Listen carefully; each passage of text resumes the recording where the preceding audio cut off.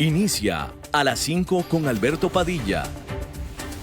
Un programa diseñado con el objetivo de llevarte diariamente un tema de actualidad, acompañado siempre de reconocidos editorialistas. De lunes a viernes a las 5 de la tarde por CRC 89.1 Radio. A las 5 con Alberto Padilla. Hola, ¿qué tal? Saludos, bienvenidos a esta emisión de A las 5 con su servidor Alberto Padilla. Muchísimas gracias por estarnos acompañando.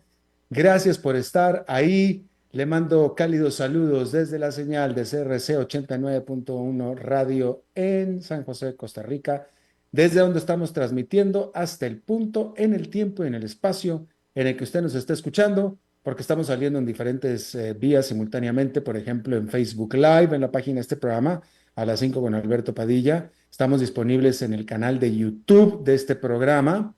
Estamos en podcast en las principales plataformas como Spotify, Apple Podcast, Google Podcast y otras 5 importantes más. Estamos disponibles en TikTok también. Aquí en Costa Rica, este programa que sale en vivo en este momento a las 5 de la tarde, se repite todos los días a las 10 de la noche aquí en CRC 89.1 Radio.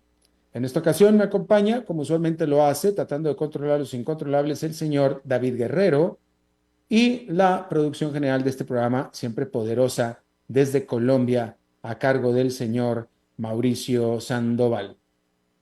Hay que iniciar informándole que el presidente Donald Trump calificó a las negociaciones entre Vladimir Putin y el enviado de Donald Trump al Medio Este, Steve Witkoff, como buenas y productivas.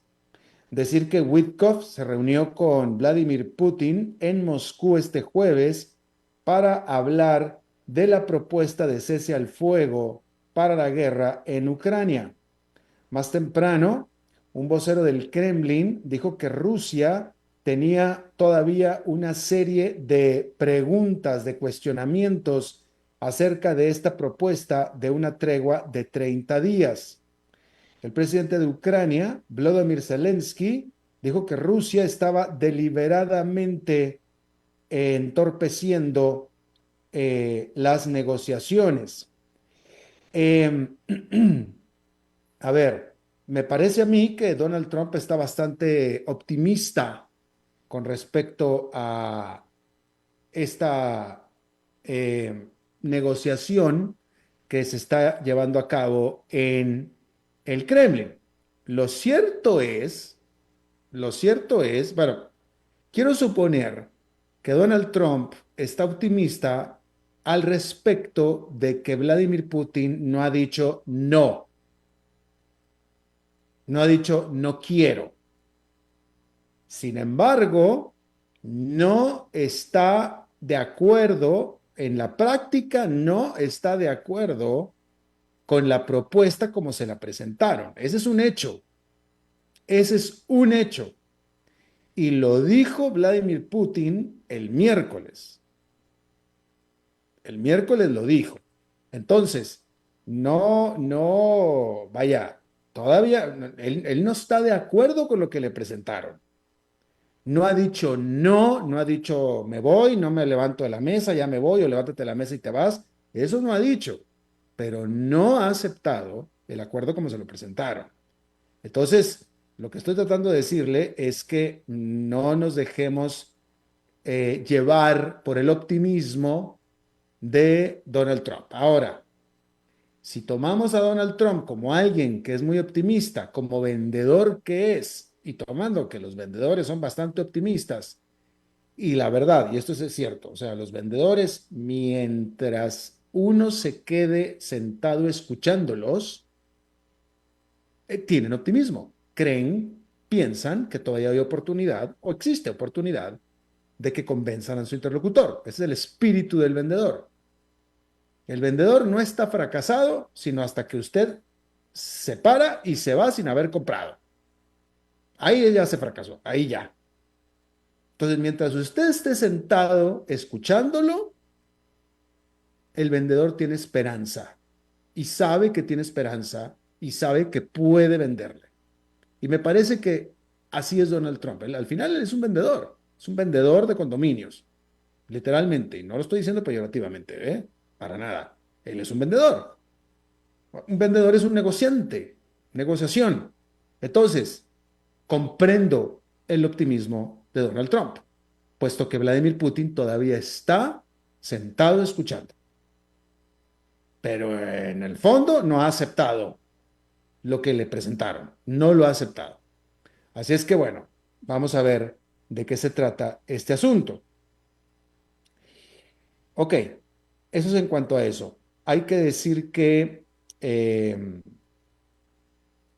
en cuanto a la economía de los Estados Unidos,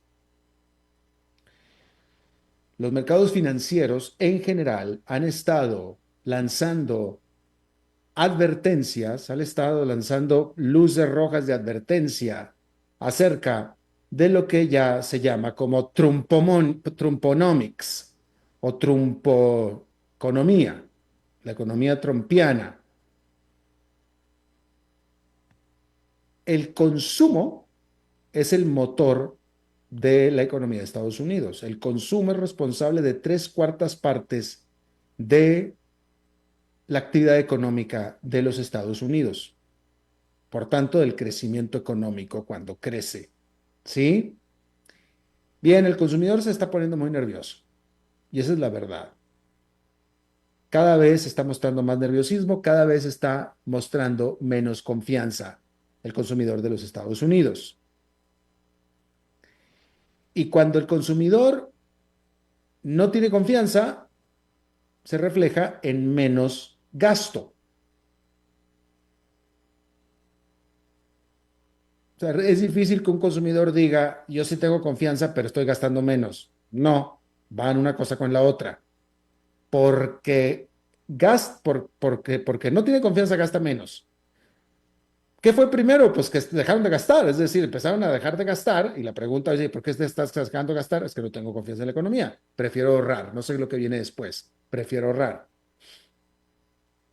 El índice de sentimiento del consumidor de la Universidad de Michigan cayó en marzo al 57,9, una bajada significativa de la lectura de febrero que era de 64,7 y se trata de la cifra más baja, por no decir la peor cifra, desde noviembre del 2022. Y la realidad de las cosas es que lecturas así de bajas en este indicador muy normalmente señalan la antesala de una recesión económica. Las encuestas dicen que los consumidores están especialmente ansiosos acerca de los riesgos inflacionarios por la campaña del presidente Donald Trump de lanzar aranceles, o si usted quiere, de la campaña arancelaria de Donald Trump. De acuerdo con la encuesta de la Universidad de Michigan, los consumidores ahora están esperando que los precios aumenten 3,9%, prácticamente 4% anual durante los próximos 5 años. Es decir, toda la presidencia de Donald Trump y más. Y esta es la lectura más alta en este indicador en más de 3 décadas. Ni siquiera cuando la inflación iba de franca subida post-pandémica o justo terminando la pandemia y por razón de la pandemia, ni siquiera cuando entonces, y que la inflación alcanzó hasta el 9% en un punto, ni siquiera entonces el consumidor estaba esperando 4% de inflación durante los siguientes 5 años, ni siquiera entonces. Y esto es importante. Por supuesto que todo esto representa todo un problema para la Reserva Federal, porque mientras que los consumidores o mientras los consumidores estén pensando que va a haber aumento de precios,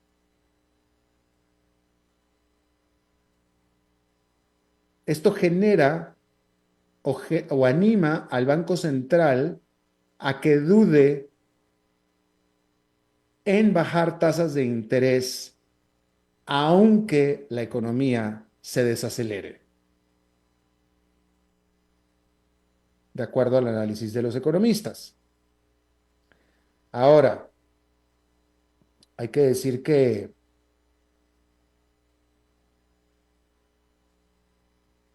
los precios del metal amarillo, surgieron por arriba de los $3,000 la onza Troy por primera vez en la historia y por supuesto impulsados los precios por los temores de la política comercial de Donald Trump y los efectos que ésta pueda tener en la desaceleración del crecimiento económico del mundo.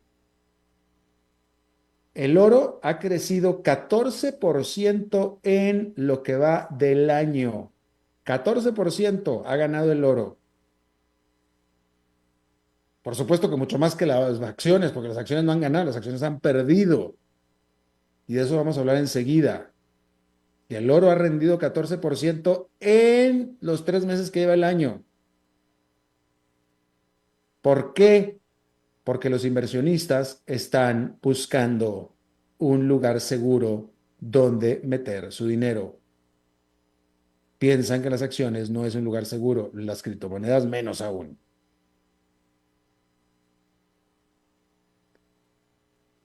Hay que decir que las compras por parte de bancos centrales y las expectativas de que la Reserva Federal va a cortar tasas de interés también han impulsado la demanda por el oro.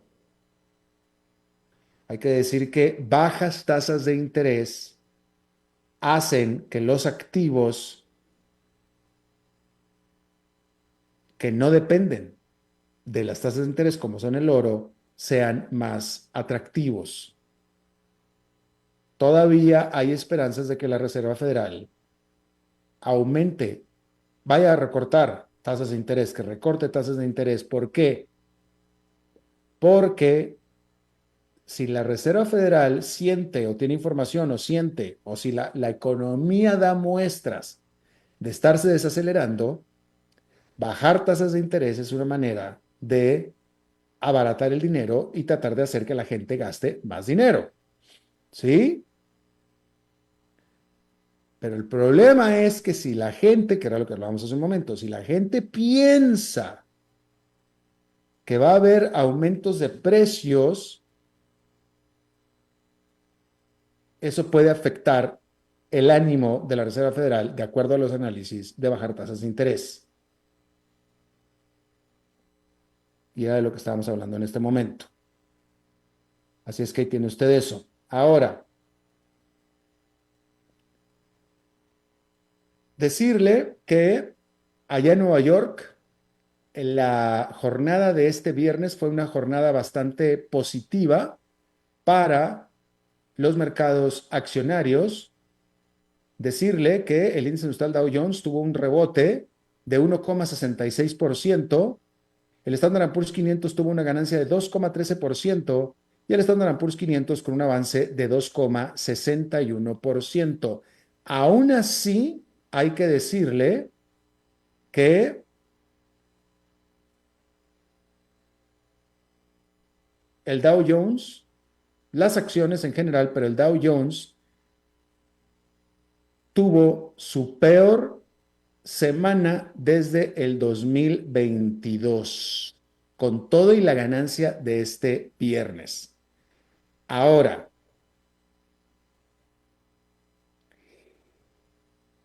el Standard & Poor's 500, que es el indicador más amplio, porque son 500 acciones, es el indicador más amplio de Wall Street, entró esta semana en territorio de corrección.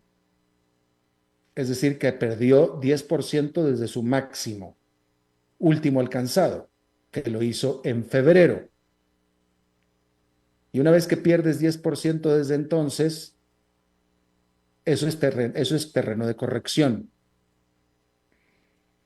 Mercado en caída es cuando se pierde 20% desde el nivel máximo. Hay algunos análisis que apuntan a que si el sentimiento de los inversionistas o el desempeño de las acciones sigue siendo como el que se sintió esta semana, y que por cierto adelantan que muy probablemente así será, tan pronto como la próxima semana, las acciones entrarán en mercado en pérdida. Pudiera ser. Y si no, en las próximas 2 semanas, pero hay análisis que indican que probablemente tan pronto como la próxima semana, el mercado entrará en mercado en caída o en pérdida. Eso por un lado. Ahora, otra ominosa señal.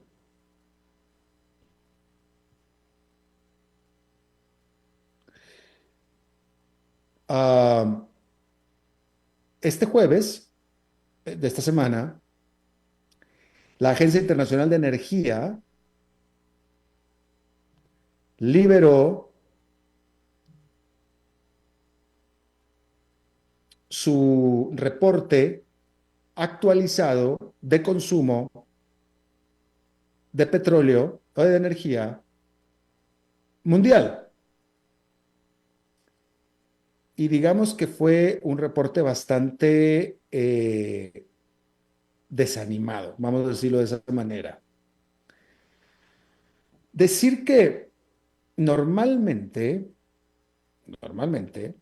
si usted tiene la edad suficiente y se acordará, cuando hay tensiones geopolíticas mundiales o internacionales, sobre todo en el Medio Oriente, que es particularmente productora de petróleo esa zona, cuando existen tensiones geopolíticas en aquella zona y en general en el mundo, cuando Estados Unidos está con tensiones geopolíticas, los precios del petróleo caen. Siempre ha sido así. Los precios del petróleo caen. Bueno, pues últimamente los precios del petróleo han estado batallando para mantenerse siquiera en $70 por barril. No solamente no han subido. A ver, discúlpeme. Me estoy escuchando a mí mismo y me doy un golpe en la cabeza. Discúlpeme. Déjeme aclaro lo que quise decir. Discúlpeme, por favor. Me atacó mi dislexia. Cuando hay problemas geopolíticos, los precios del petróleo suben. Cuando hay problemas geopolíticos, históricamente, los precios del petróleo suben. Cuando hay nerviosismo en el mundo, los precios del petróleo suben. En esta ocasión en particular, con todos los problemas que hay en el mundo, los precios no solamente no han subido, sino que incluso están bajando. No han subido ni siquiera de $70 barril los precios del petróleo. Resulta que el presidente de Estados Unidos, Donald Trump, está teniendo literalmente un efecto deflacionario en el petróleo, que resulta que es el bien de consumo o el commodity más transado del mundo, literalmente. ¿Qué es lo que sucede? Bueno, los mercados en general, lo que sucede con el oro y lo que sucede con las acciones. Los mercados en general están temiendo que la guerra arancelaria que está generando Donald Trump, específicamente con los principales mercados socios comerciales del país, que son la gran mayoría de los negocios del mundo, México, Canadá, China y con la Unión Europea también, y por supuesto, las represalias que estos países van a imponer también sobre Estados Unidos, terminarán por desacelerar toda la economía del mundo en general. Y va a haber un desplome en la actividad económica y por tanto un desplome en el consumo, la demanda de petróleo.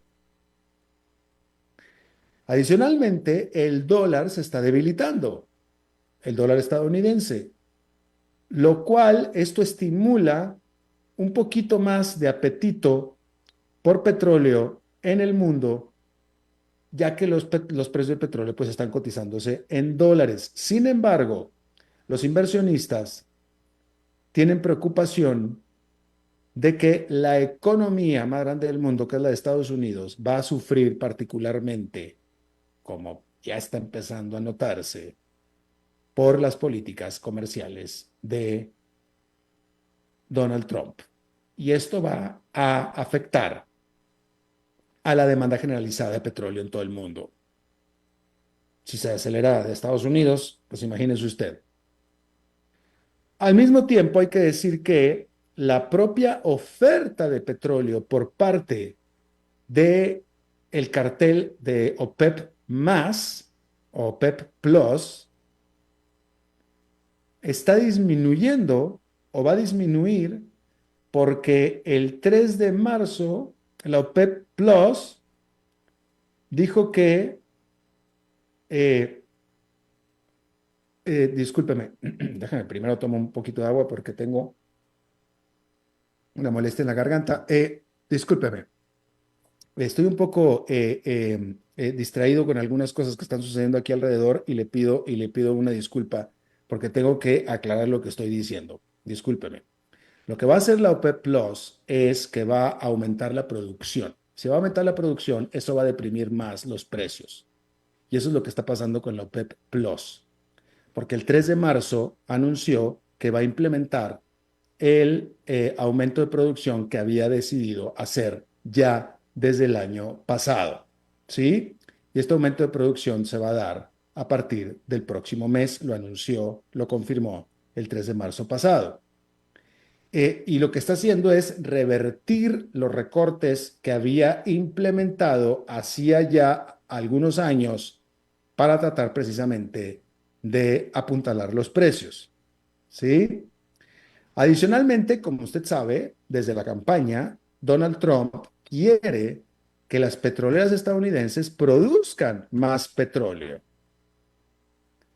Eh, pero pues si los precios bajan o no suben, francamente, las petroleras estadounidenses tendrán poco aliciente para hacer subir la producción.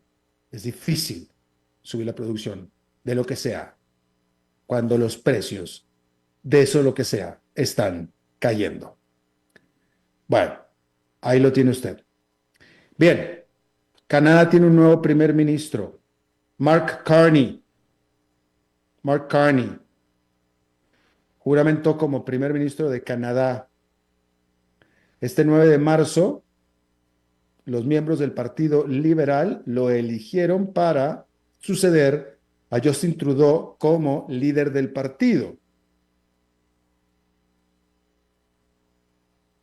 Hay que decir que Carney fue gobernador del Banco Central de Canadá y por supuesto que su reto principal en este momento será el defender a Canadá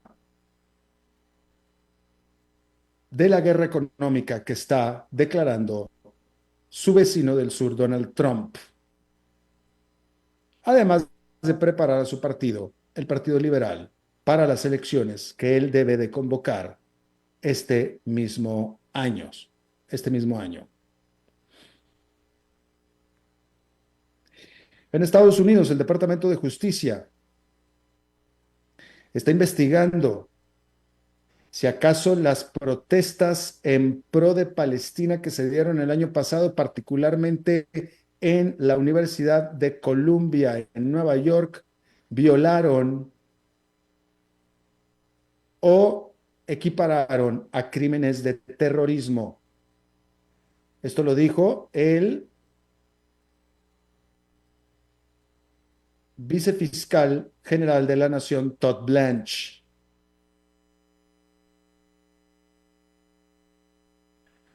Se está realizando una investigación acerca de las acusaciones de que la universidad una de las más importantes de los Estados Unidos, de la Universidad de Columbia, ha estado cuidando y escondiendo, adoptando inmigrantes ilegales dentro del campus.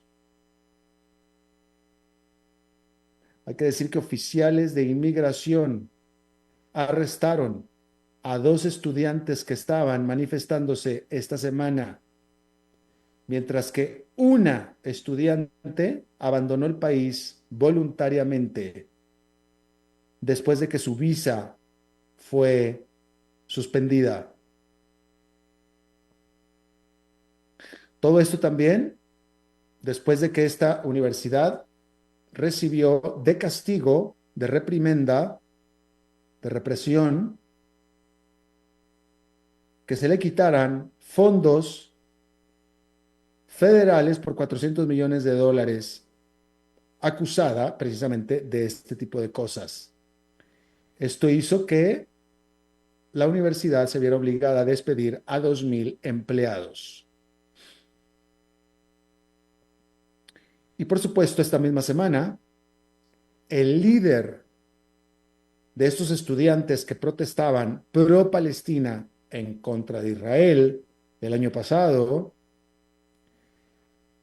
el líder, un estudiante palestino, estudiando en Colombia legalmente,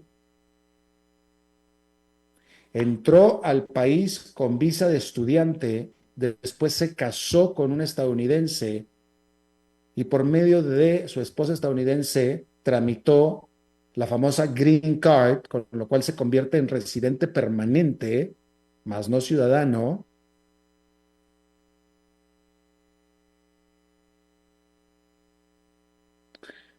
Y este gobierno lo arrestó esta semana, acusado de actos, de actos criminales, y le suspendió, eso fue lo que dijo, el gobierno le suspendió su Green Card. Y anunció su inmediata deportación. La deportación ha sido bloqueada por una corte, mientras que se determina si en realidad el gobierno tiene motivo y razón para suspenderle su Green Card, puesto que hay muy pocas razones válidas legales para suspender a alguien su residencia permanente cuando está en Estados Unidos. Y existe el consenso de que al final de lo que se le está acusando y de lo que está sucediendo con este estudiante es que se le está violando su derecho de libertad de expresión. Así es que ahí lo tiene usted. Por cierto, hoy también se anunció que de esta Universidad de Columbia, las autoridades, el Departamento de Justicia, llegó con una orden de cateo de 2 departamentos estudiantiles. Una orden de cateo emitida por un juez. Entraron las autoridades, catearon estas 2 residencias estudiantiles y, según se informa, no arrestaron a nadie ni se llevaron nada. Pero no quita que catearon estas residencias. Así es que ahí lo tiene usted. Vamos a hacer una pausa y regresamos con nuestra entrevista de hoy.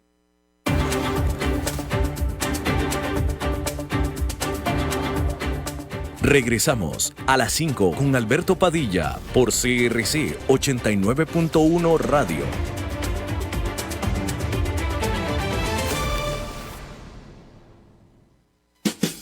Para llegar pronto al trabajo, sea inteligente, porque si pasamos uno a la vez, el tránsito no se detendrá.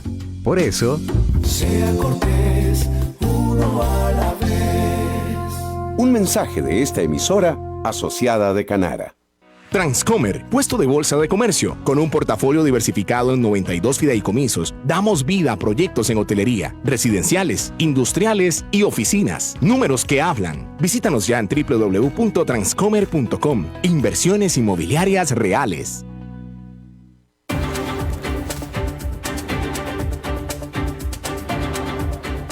Regresamos a las 5 con Alberto Padilla por CRC 89.1 Radio.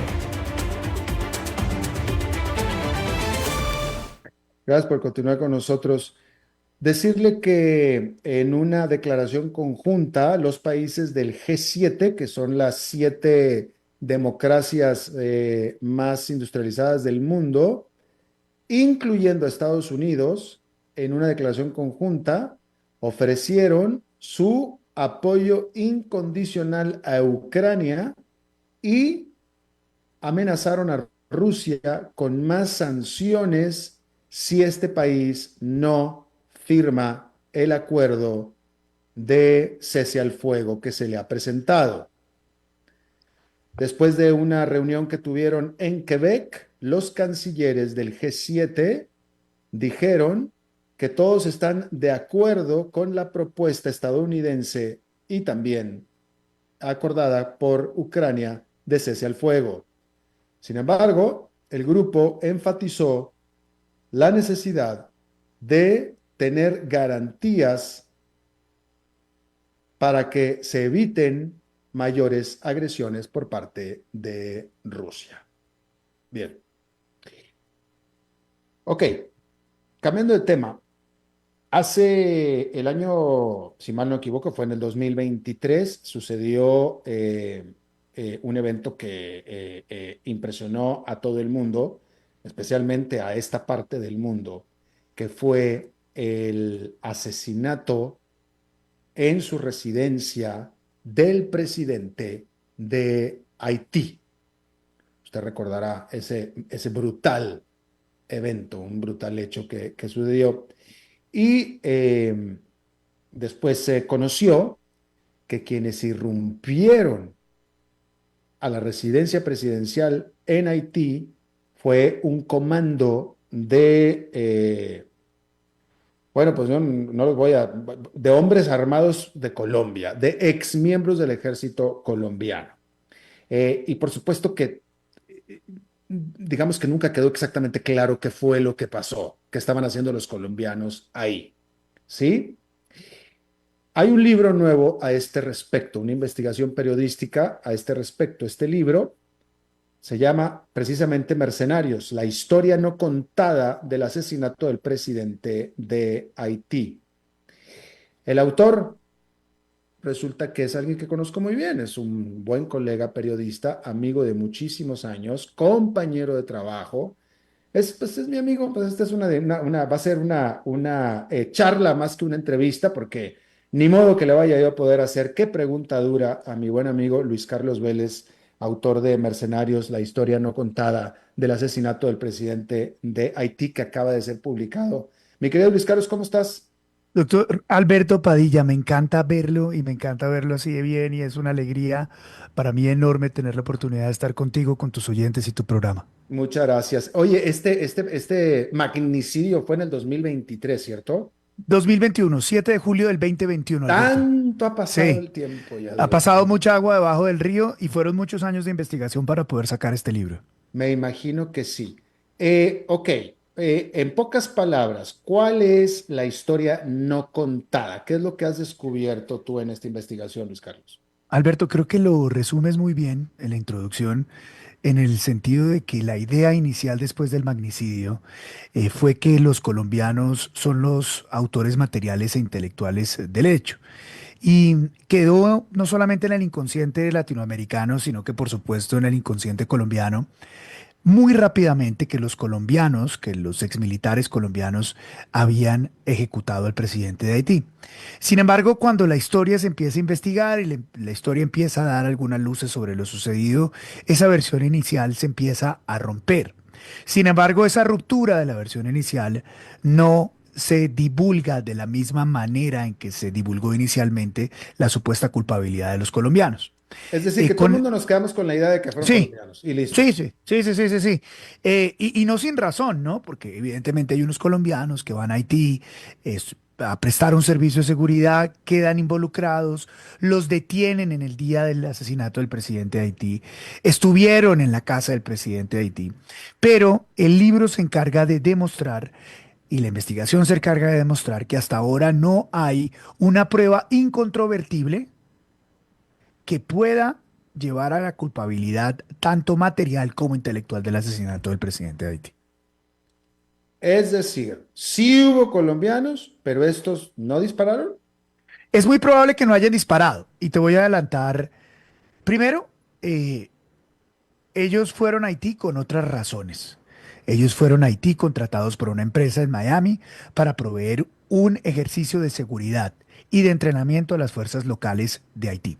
Eso fue Pero lo que les segundo, dijeron, eso fue lo que les dijeron. sí, O sea, sí, definitivamente. ellos los buscaron y aceptaron ir a Haití porque les dijeron que iban a hacer un entrenamiento para fuerzas policiales haitianas. Es correcto. Y para proveer seguridad a un personaje especial en Haití que iba a buscar un cargo político. Cuando Con esa razón nosotros, fueron. cuando nosotros vimos las imágenes que vimos del asalto a la residencia, o nos dijeron que hacen las imágenes, y que creo, porque yo recuerdo, ahí están las imágenes en YouTube, no tuve el cuidado de verlas recientemente, pero creo que recuerdo que era en español. Yo no sé por qué tengo el recuerdo que era en español, que estaban gritando,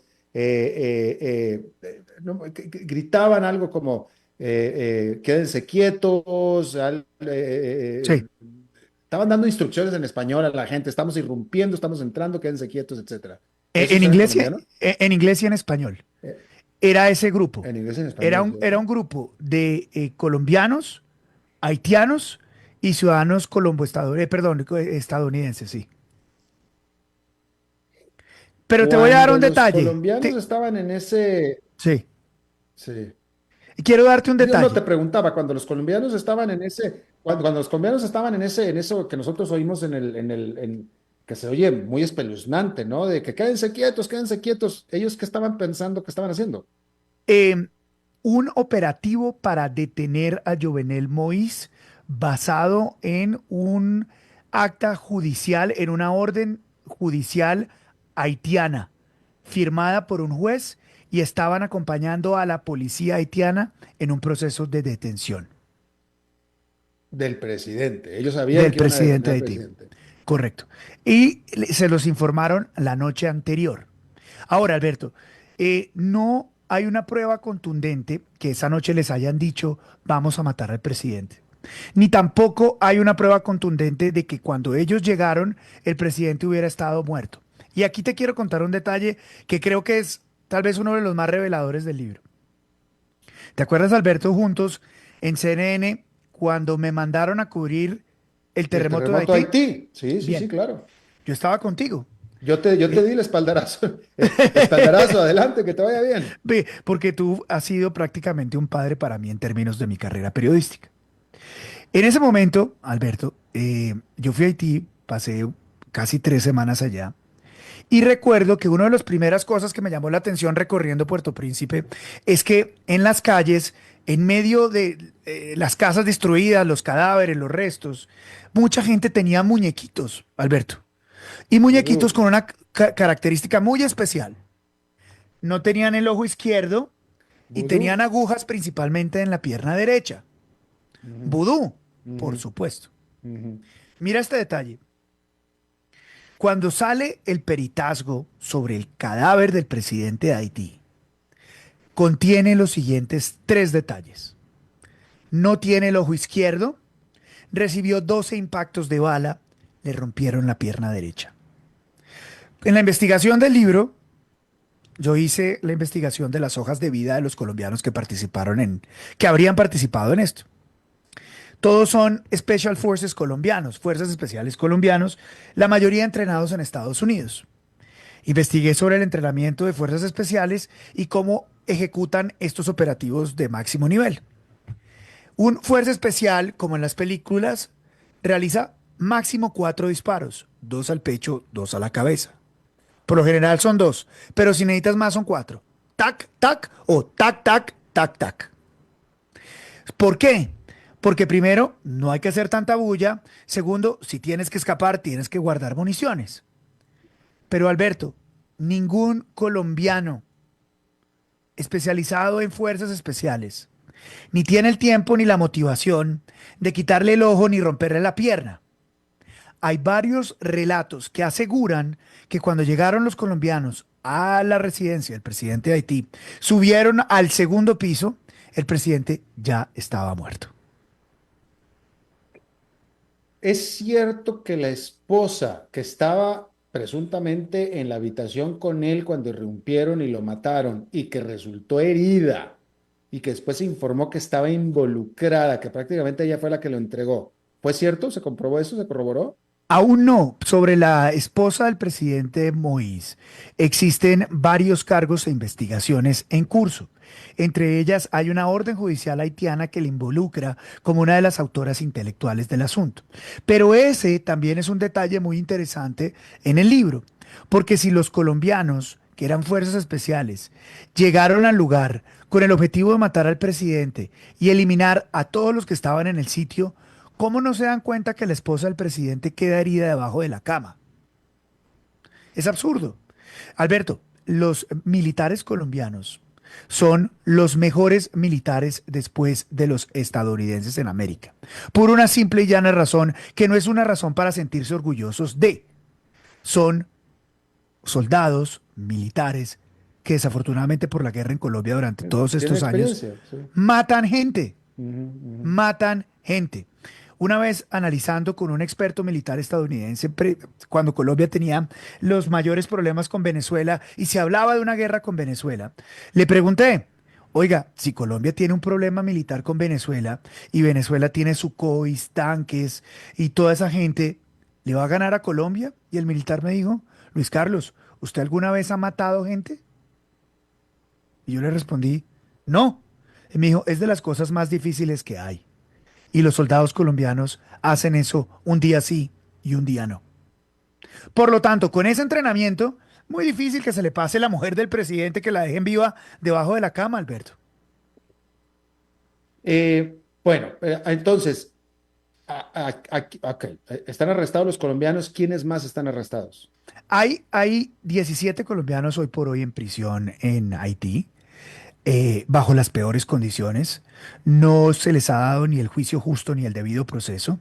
Han sido torturados, han denunciado torturas, torturas psicológicas, físicas, al peor estilo Abu Ghraib. Los electrocutan, los testículos, los mojan, los hacen dormir en ratas y excrementos. Hay 2 colombianos que están en prisión en Estados Unidos. Y también hay 2 de las personas que crearon la compañía que contrataron a los colombianos, uno ecuatoriano y otro venezolano. Pero entonces, si tú me estás diciendo que cuando entraron los colombianos ya el presidente estaba muerto, ¿quién lo mató? Entonces, Esa es una pregunta. Mira, el libro, la hipótesis del libro es, no hay una prueba incontrovertible que pueda asegurar que los colombianos mataron al presidente ni que fueran los autores intelectuales. La pregunta que tú haces es una pregunta al lugar. El libro no llega a esa conclusión, pero sí llega a la conclusión de que no hay nada que asegure y que concluya que fueron los colombianos. Esta es una investigación, Alberto, que todavía está en curso, la está adelantando el FBI y tiene gente a la cual está todavía juzgando en Estados Unidos. es decir, todo lo que podemos asegurar es que estuvieron los colombianos, dispararon los colombianos No sabemos, no hay una prueba incontrovertible sobre el hecho. y las armas que usaron los colombianos se usaron, ¿estaban usadas o no estaban usadas? Claro, porque después tuvieron un enfrentamiento con la policía haitiana que luego los intentó detener y los iban a matar. La misma policía que los llevó al lugar, horas después, empieza a dispararles y atacarlos con granadas de fragmentación. Y aquí hay un detalle importante. La persona, el colombiano, que fue el que contrató al resto de colombianos y los contactó, es uno de los pocos asesinados durante ese intercambio de balas. ¿Qué, El que pudiera tener todas las respuestas. qué coincidencia, ¿verdad? Ujú, ujú. ¿Cómo murió? ¿Sabemos? Sí, le tiraron una granada. Hay 2 versiones. Una, que le tiraron una granada y lo mató. Y otra, que recibió un tiro en la espalda y otro en la nuca para asesinarlo. ¿Por qué no sabemos, Alberto? Porque los restos los recogió la policía haitiana y los cremó antes de hacerle el tratamiento forénsico y no se los permitieron entregar a las familias, a pesar de que las familias pidieron que se los entregaran. ¿Y dónde está la viuda del presidente en este momento? Está en Estados Unidos, ¿En la cárcel? bajo un proceso judicial Acusada de ser intelectual. y como co-conspiradora, Y ella lo niega, obviamente. por supuesto. Y de hecho ha buscado ser política y presidente de Haití. Me imagino. Entonces pareciera que estos mercenarios, ¿les podemos decir mercenarios? Sí, mira, tácticamente la definición de mercenario es ejército a sueldo. Bueno, Esto es un eh, ejército eh, a sueldo. pero más que mercenarios, pareciera que lo que fueron idiotas útiles. Gancho ciego. ¿Esa expresión existe en México y en Costa Rica? No, gancho ciego no creo. Bien, en No, no en Colombia este, no en este contexto al menos. no quiero que me digas nada más. Sí, pudieron ser idiotas útiles, por supuesto, pudieron ser idiotas útiles en el... Porque además, mira, Alberto, el soldado colombiano es uno de los mejores, ya lo he dicho, pero también es uno de los más abundantes. Sí, sí, sí, sí, claro. A los 42 años les dan de alta No, y se quedan sin posibilidades económicas. claro, nosotros cuando sucedió este hecho, cuando se descubrió que eran colombianos los que estaban ahí, hicimos una entrevista al respecto, no me acuerdo con quién, pero con un muy buen analista, y él mencionaba precisamente eso, que los exmilitares colombianos están dando asesorías de seguridad por todos lados en el mundo, Por todo el precisamente mundo. por la experiencia que tienen. Por todo el mundo. Ajá. Son los más efectivos en términos de reentrenamiento de tropas después de los israelíes. Israelíes, Porque y exactamente. los israelíes, como sabes muy bien y seguramente tu audiencia también, la población israelí toda presta servicio militar. Todo joven israelí, hombre y mujer, tiene un alto entrenamiento militar. Por eso en números son tantos, por eso tienen tanto expertise en el tema. Colombia es el segundo país que provee mercenarios en el mundo. Claro. Bueno, el libro es Mercenarios, la historia no contada del asesinato del presidente de Haití. La casa editorial es Planeta Sí, y el, señor. y el autor es Luis Carlos Vélez. Y está en la venta en toda América Latina en este momento. Sí, va a estar en venta en América Latina la próxima semana a través de Kindle y Apple Books. Ah, bueno, en papel no. En papel vamos a empezar la distribución en los próximos meses. Inicialmente en papel está en Colombia. Bueno, pues Luis Carlos, felicidades por un libro es como un hijo Es mi más. hijo. Es tu Esto es hijo. algo que yo quería hacer hace mucho tiempo. Sí, sí, sí. Me debía hacer esto y tú que has escrito libros sabes que esto es literalmente un parto. Este fue un parto que me dijeron, Luis, tienes que escribirlo en 3 meses. Me demoré 3 años, pero al final lo hice. Exactamente. Bueno, Luis Carlos, gracias, felicidades por el libro. Te mando un abrazo y sabes de mi agradecimiento inmenso, mi admiración, mi cariño y mi amistad para ti siempre y los tuyos. Y oye, ¿dónde están las canas hablando de admiración? Esa es la única parte en la cual no te voy a secundar todavía, a pesar de que tengo 48, no me salen las caras Ni todavía. una cana. Hay un término que se conoce como HP, pero no te lo voy a decir. Ah, bueno, Luis Carlos, Sí, señor. gracias.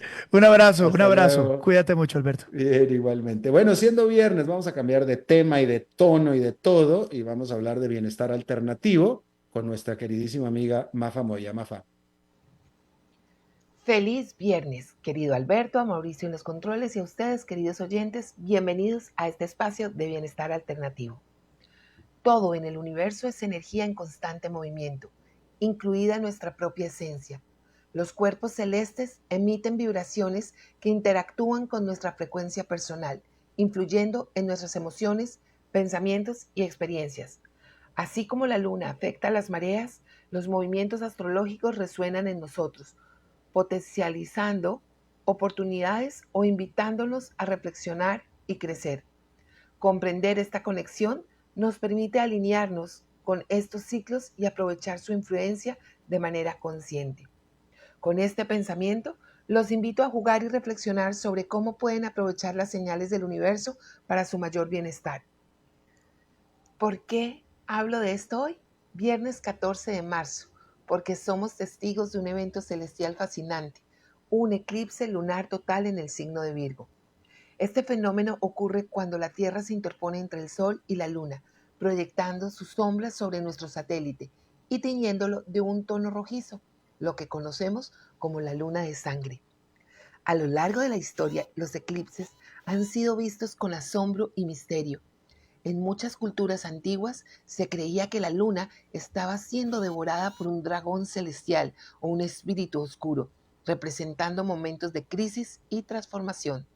Para los mayas, los eclipses eran augurios de cambios en la Tierra y en la conciencia de las personas. El eclipse lunar en Virgo es como un cierre de ciclos y purificación.